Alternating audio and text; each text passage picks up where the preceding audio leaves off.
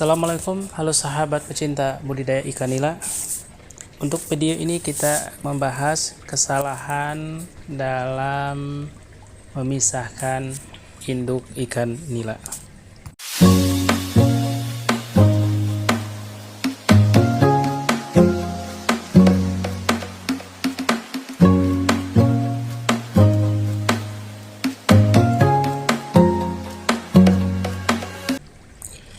Dalam pemisahan induk dari buraya ikan nila, terjadi kesalahan. Biasanya induk dipisah dari burayak, induknya disimpan di kolam yang lain. Karena kita jauh dari kolam yang lain, jadi menggunakan jaring kita letakkan di kolam sebelah, kemudian maksud kita induk ikan nila disimpan ke dalam kolam sebelah, yaitu kolam pembesaran, tapi tidak dimasukkan ke dalam kolam pembesaran, tapi dipisah melalui wadah jaring. Ternyata terjadi kesalahan karena kita keluar sambil mengisi air kembali ke kolam utama, yaitu kolam induk. Karena kita keluar, kita tidak tahu karena dangkal antara jaring dengan kolam tidak terlalu tinggi, akhirnya induk-induk ikan nila sebagian besar masuk ke kolam pembesaran. Kalau sudah seperti ini akan terjadi kesalahan. Kita harus mengambil kembali induk ikan nila di kolam pembesaran. Kalau tidak diambil, ini akan terjadi kelambatan pertumbuhan benih ikan nila, disebabkan induk ikan nila akan menguasai pakan yang kita beri. Dan ini jari yang tadi kita gunakan di kolam pemisahan induk dengan burayak. Karena ukuran air untuk pembesaran ini lebih kurang sekitar 1 meter, ketinggian air 1 meter, terpaksa kita kuras kembali. Jadi di sore hari ini kita 2 kali pengurasan pertama untuk induk, yang kedua pengurasan kolam yang seharusnya untuk pembesaran. Untuk pembesaran, kalau ada induk-induk ikan nila, dia akan stres karena induk ikan nila ini akan menguasai kolam, dan setiap pakan yang kita beri dia selalu mengambil dahulu. Ini akan terjadi nanti lambat pertumbuhan ikan nila.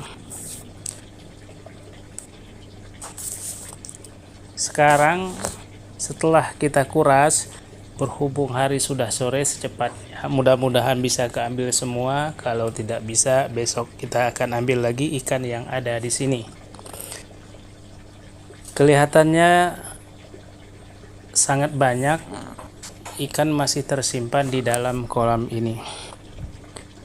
Setiap minggu kami melakukan pemisahan induk dari burayak dengan tujuan agar benih ikan nila sama ukuran dan nanti induknya akan kembali bertelur lagi.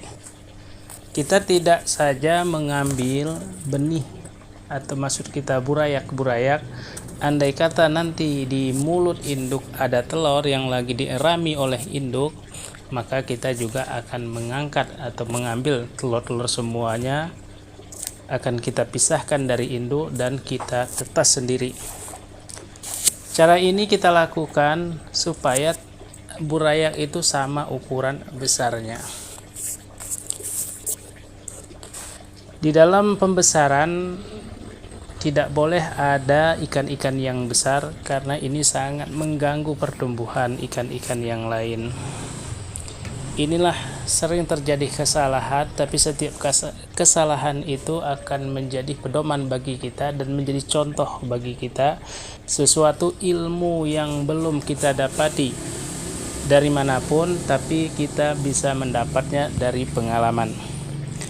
Pengalaman budidaya ikan nila ini tidak saja kita harus membaca, melihat YouTube, membaca buku. Kalau itu mungkin teori, yang sebenarnya adalah pengalaman dari kita mengerjakan budidaya ikan nila ini. Di saat kita mengerjakan budidaya ikan nila ini, banyak terjadi kesalahan dan banyak cerita-cerita juga yang ada mengalami kematian, bahkan ada kematian secara massal. Dari situlah belajar kenapa bisa seperti itu dan bagaimana tidak terulang kembali dengan kejadian-kejadian yang seperti itu. Dan itu menjadi sebuah pelajaran bagi kita, seseorang yang budidaya ikan nila, dan menjadi sukses kita dari pengalaman-pengalaman itu. Mungkin banyak orang yang mengatakan seperti ini, seperti itu adalah semua teori. Yang sebenarnya adalah pengalaman kita dalam mengerjakan budidaya ikan nila.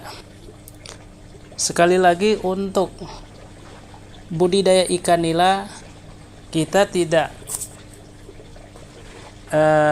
terlalu banyak belajar, artinya belajar dari buku, dari YouTube, dari apapun, tapi yang sebenarnya adalah kita memang harus terjun langsung di dalam budidaya ikan nila ini.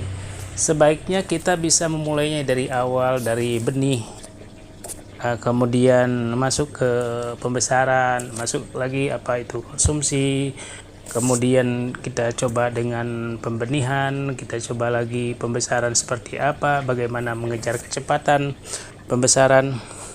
Ini saya rasa pengalaman-pengalaman itulah yang menjadi kita akan besar nantinya, artinya kita lebih menguasai bidang budidaya ikan nila. Mudah-mudahan ini bisa bermanfaat dan menjadi semangat bagi yang baru belajar budidaya ikan nila. Setiap ada masalah, itu adalah anggap sebuah pelajaran. Sebesar apapun masalah itu, kalau Anda memang bersabar, insya Allah dengan kesabaran itu Anda akan menjadi orang yang sukses, bahkan Anda akan menjadi pakar dalam budidaya ikan nila. Sekian dulu video dari kami, mudah-mudahan bermanfaat. Assalamualaikum.